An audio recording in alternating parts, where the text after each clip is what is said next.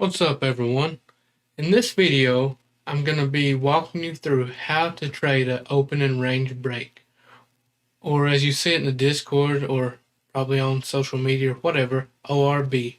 Before we get started, go ahead and subscribe to my channel, click that thumbs up button, and click that bell icon so you don't miss out on any of my upcoming videos.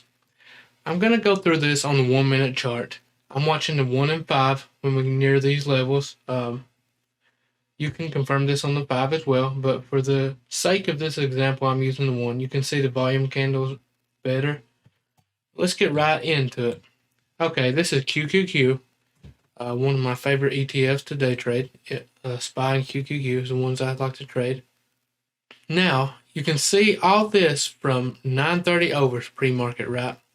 When I'm looking for an orb, I like to use the high of day after market opens. And when it breaks that, I consider that an orb, right? Okay. So, you can see we kind of chopped around off the open, sold off a little. Buyers got back in control, pushed the price back up. You can see here, we kind of consolidated a little to this, this little 1 minute bull flag. I'm going to draw this out the best I can. I have a video on how to trade a bull flag if you're interested in that. Anyways, you can see we broke out this bull flag here on this 1 minute candle at 9:47. What do you notice? We had a nice increase in volume, and that's exactly what I look for when I'm trading different strategies, but especially when you're looking for an orb, a break above a high of day.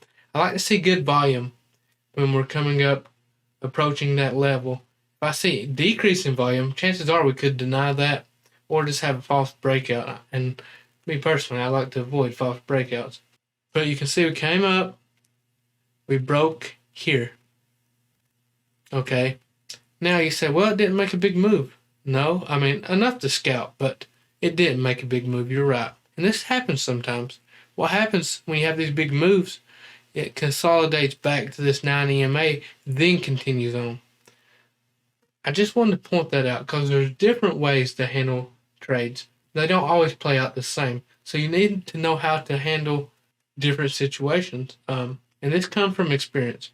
But I try my best to, show examples that aren't textbook perfect. That way you can, get a little head start. Anyways, so let's say we took this trade off the break of this.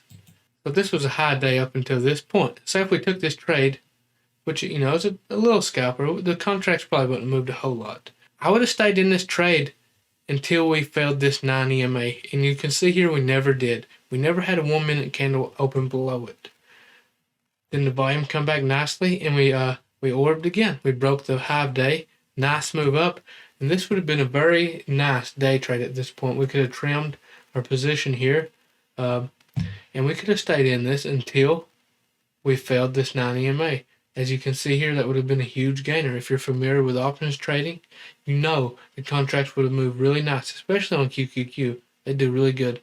And if you don't know about options trading, I have a full class recorded on my YouTube. Go find that. Go watch it. It's like 40-something minutes long. I taught it live. But yeah, if you have any questions about this type of trade, feel free to reach out to me.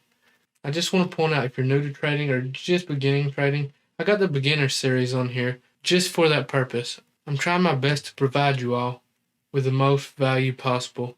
Again, be sure you like this. It really helps me out. I appreciate you all for watching, and I'll catch you next time.